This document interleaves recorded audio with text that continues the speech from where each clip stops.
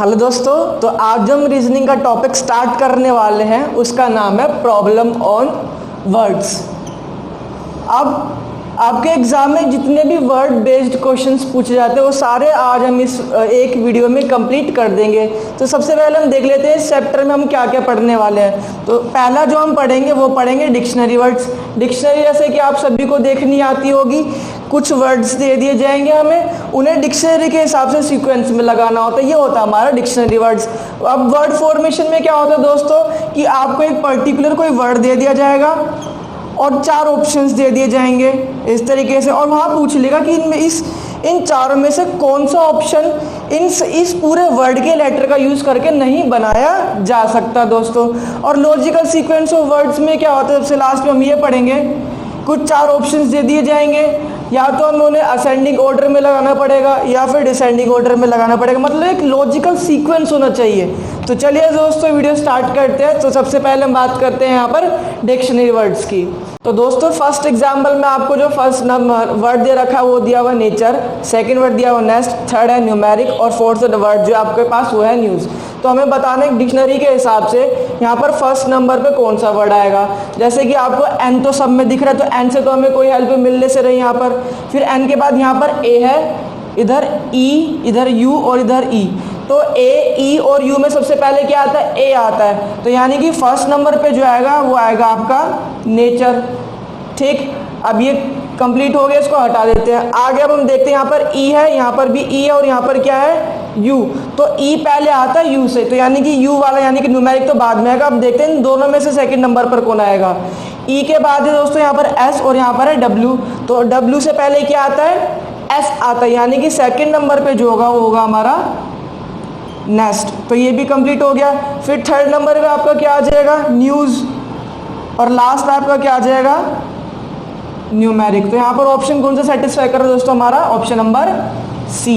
तो दोस्तों next example है यहाँ पर आपके पास। अगर आप यहाँ पर देखें तो हर वर्ड में सबसे पहले क्या आ रहा है, ए डबल टी। तो ए डबल टी से तो हमें कोई हेल्प मिलने से रही यहाँ पर।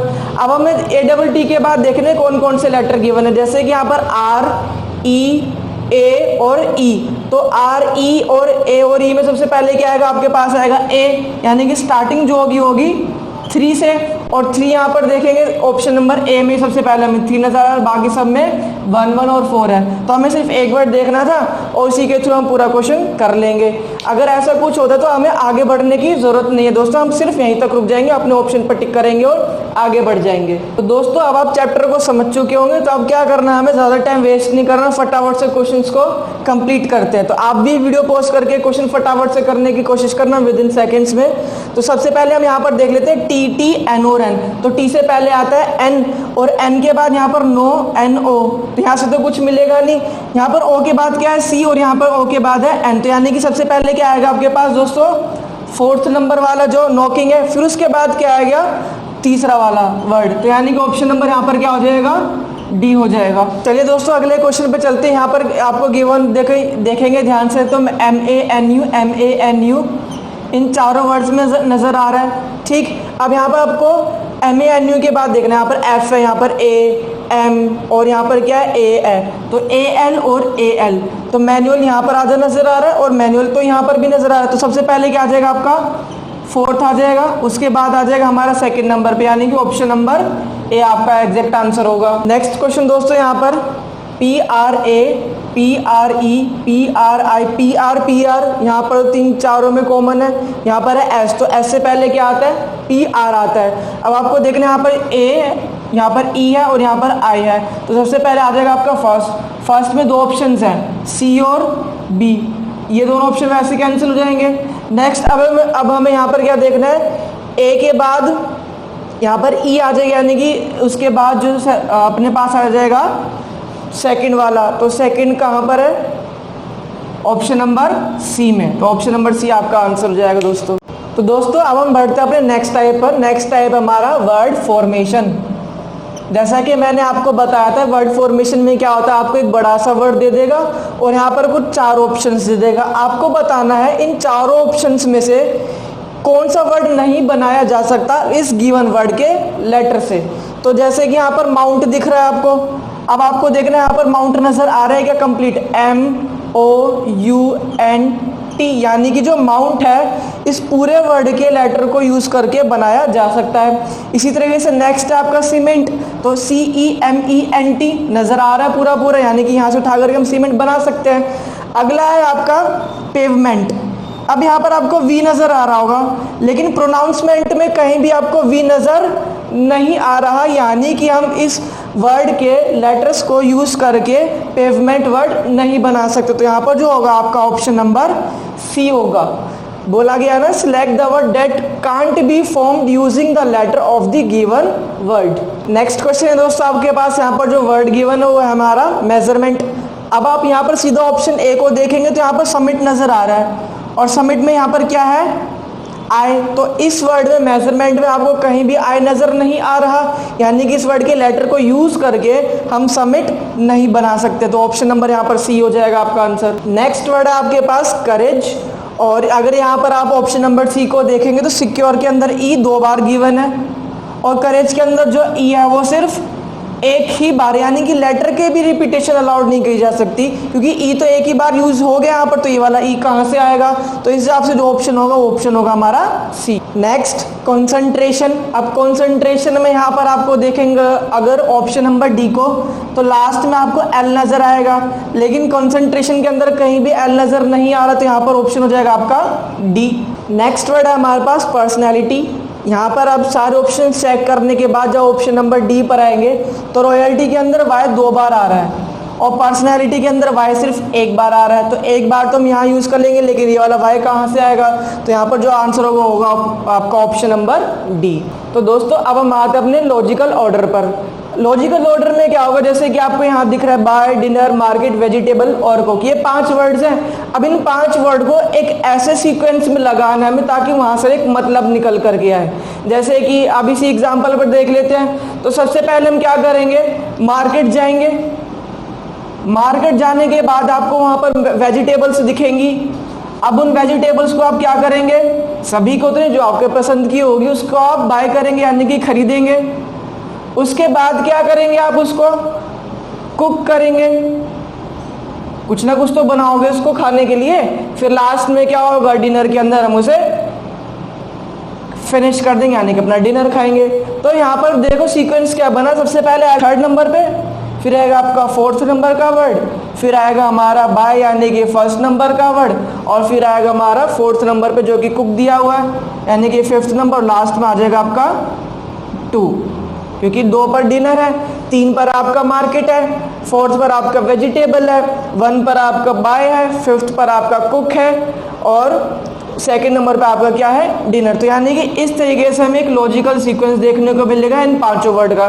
तो यहाँ पर जो ऑप्शन हो जाएगा आपको दोस्तों वो क्या होगा, हमारा ऑप्शन नंबर डी। तो इस तरीके इन क्वेश्चंस को करना। तो चलिए अब अगले क्वेश्चन पर आते हैं। तो दोस्तों नेक्स्ट क्वेश्चन में क्या गिवन है, medicine, diagnosis, prescription, illness, recovery और डॉक्टर। तो सबसे पहले यहाँ पर क्या है, अगर कोई भी पर्सन है तो सबसे पहले बीमार होगा, उसके बाद क्या होगा, डॉक्टर के पास जाएगा। डॉक्टर के पास जाएगा फिर डॉक्टर क्या करेगा कि वो कोशिश करेगा पता करने की आखिर रीज़न क्या है, किस वजह से पर्सन जो बीमार हुआ है। तो उसको कहते हैं हम डायग्नोसिस। डायग्नोसिस का मतलब क्या होता है, ये देखना कि अगर कोई पर्सन बीमार है तो उसका रीज़न क्या है उस पर्सन के बीमार होने का। उसके बाद क्या होता है, प्रिस्क्रिप्शन, यानी कि वो दवाई लिख करके देगा, फिर वो पर्सन मेडिसिन लेगा, और सबसे लास्ट में वो क्या हो जाएगा, रिकवर हो जाएगा। तो यहाँ पर जो सबसे पहला वर्ड है इलनेस यानी कि 4th, फिर आपका आएगा 6th पर यानी कि डॉक्टर, 3rd पर आपका आएगा डायग्नोसिस यानी कि 2nd, और तो यहाँ से देख लेंगे 4, 6 और ये 2, बाकी सब में 4, 6, 1, 2, 6, 4 और 4, 6, 3 दिया गया, यानी कि ऑप्शन नंबर फर्स्ट ही मैच कर रहा। तो यहीं तक रुक जाएंगे और आगे बढ़ जाएंगे। हाँ जी, तो अब नेक्स्ट क्वेश्चन पर आते हैं। अब यहाँ पर फर्स्ट वर्ड क्या दिया गया है आपको, salary, recruitment, education, promotion, school और एम्प्लॉयमेंट। ये थोड़ा सा अच्छा क्वेश्चन, तो आप क्या करेंगे, एक बार वीडियो को पॉज करके खुद से ट्राई करना, नहीं होगा तो वीडियो स्टार्ट कर ही लेनी है। तो स्टार्ट करते हैं। जैसे कि सबसे पहले यहाँ पर अगर आप देखेंगे तो यहाँ पर हमारा आएगा स्कूल। स्कूल में जा कर के हम क्या लेते हैं, एजुकेशन लेते हैं, एजुकेशन आ जाएगा। उसके बाद अब क्या होगा, अब स्कूल के बाद रिक्रूटमेंट निकलेगी यानी कि भर्ती निकलेगी। अब फॉर्म वगैरह फिल करेंगे, फिर उसके बाद एग्ज़ाम क्लियर करने के बाद आपको क्या मिल जाएगा, एम्प्लॉयमेंट मिल जाएगी, यानी कि रोज़गार मिलेगा। रोज़गार मिलने के बाद जैसे ही आप रिक्रूट होंगे तो आपको क्या मिलेगी, फर्स्ट सैलरी मिलेगी, यानी कि 5th नंबर पे आ जाएगा आपका सैलरी, और लास्ट में आपका क्या आ जाएगा, प्रमोशन। तो यहाँ पर इस तरीके से सीक्वेंस बनेगा। तो सबसे पहले आ जाएगा फर्स्ट पे स्कूल यानी कि 5th, फिर आपका आ जाएगा 3rd पे एजुकेशन, फिर आपका आ जाएगा जो 3rd नंबर पे है यहाँ पर 2nd नंबर पे वर्ड दिया गया रिक्रूटमेंट का, फिर एम्प्लॉयमेंट आ जाएगा, नेक्स्ट आएगा आपके पास सैलरी, और लास्ट में दोस्तों हमारे पास क्या आ जाएगा यहाँ पर, प्रमोशन। तो यहाँ पर जो ऑप्शन नंबर सेटिस्फाई करेगा दोस्तों वो है हमारे पास ऑप्शन नंबर ए। हाँ जी, तो नेक्स्ट क्वेश्चन में क्या बोला गया यहाँ पर, first writing, distributing, publishing, printing और एडिटिंग। अभी एक हमें जैसे कि देखा जाए, अगर इसको ध्यान से देखें तो पता चल रहा होगा कि किसी एक बुक के बारे में पूरी बुक की जर्नी की बात करी जा रही है। तो सबसे पहले क्या होगा, बुक को लिखा जाएगा, ठीक है।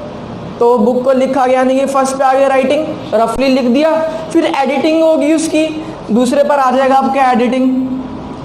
एडिटिंग के बाद दोस्तों क्या होगा हमारा, प्रिंटिंग होगी, छपाई होगी उसकी, फिर आपका आएगा वो पब्लिश की जाएगी, और लास्ट में क्या होगा, उस किताब को बांटा जाएगा यानी कि डिस्ट्रीब्यूट किया जाएगा। तो 5th पर आ जाएगा आपका डिस्ट्रीब्यूटिंग। तो फर्स्ट पे आपका आ जाएगा राइटिंग, 2nd पर आपका आ जाएगा एडिटिंग, 3rd पर हमारा यहाँ से आ जाएगा पब्लिशिंग। तो 1 4 5 और अगर आप ध्यान से देखें तो इतना करने की ही जरूरत थी, बस आगे बढ़ने की जरूरत नहीं है, क्योंकि यहाँ पर ऑप्शन नंबर डी में 1 5 4 नजर आ रहा है, बाकी किसी में 1 5 4 नहीं है स्टार्टिंग में। तो यहाँ पर क्या आ जाएगा आपका ऑप्शन नंबर डी आंसर हो जाएगा दोस्तों। हाँ जी, तो नेक्स्ट क्वेश्चन में क्या दिया गया, cloud, rainbow, devastation, rain, low pressure और फ्लड। तो ये पूरा सीक्वेंस आपको दिख रहा है, ये क्या है, बारिश से लेकर के कैसे बारिश स्टार्ट होती है, उससे पहले क्या सिचुएशन होती है, और बारिश के बाद की क्या सिचुएशन होती है अगर ज़्यादा बारिश दी गई के हिसाब से दिया गया है क्वेश्चन।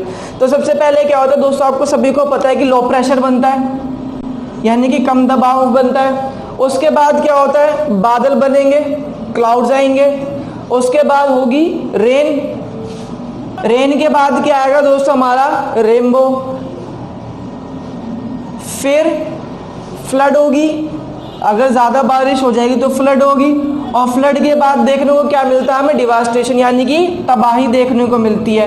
तो सबसे पहले यहाँ पर जो आएगा आपका 5th नंबर पे जो वर्ड दिया गया लो प्रेशर, उसके बाद आएगा हमारा क्लाउड यानी कि 1 5 1 से देख लेते हैं कौन सा स्टार्ट हो रहा है, 5 1 से ऑप्शन बी और डी स्टार्ट हो रहा है। आगे क्या आएगा यहाँ पर हमारा 3rd नंबर पे आएगा रेन यानी कि 4। तो 5 1 4 और 5 1 4 कौन सा है दोस्तों, ऑप्शन नंबर डी है। तो दोस्तों इस चैप्टर में सिर्फ इतना ही, आपका डिक्शनरी वर्ड हो गया, वर्ड फॉर्मेशन हो गया, ये तो आपको बेसिक से क्वेश्चन से इजीली कर लेते। लेकिन रही बात लॉजिकल सीक्वेंस ऑर्डर की, लॉजिकल ऑर्डर में थोड़ा सा बेसिक नॉलेज आपको होना जरूरी है, तब जाकर के आप ये क्वेश्चन कर पाएंगे, वरना कहीं ना कहीं थोड़ी सी कमी रह जाती है। तो अब आपका काम क्या है कि आपको जितना पढ़ाया गया है इस चैप्टर के अंदर, आपको ज्यादा से ज्यादा क्वेश्चन की प्रैक्टिस करनी है, तब जाकर के आपका हाथ बैठेगा, आप एग्जाम के अंदर जल्दी जल्दी क्वेश्चंस कर पाएंगे। और लॉजिकल ऑर्डर में तो आपको पता ही है, थोड़ी सी बेसिक नॉलेज होनी जरूरी है, तभी जाके क्वेश्चन बनता है। तो चलिए दोस्तों इस चैप्टर में सिर्फ इतना ही, अब अगले चैप्टर मिलते हैं। धन्यवाद दोस्तों।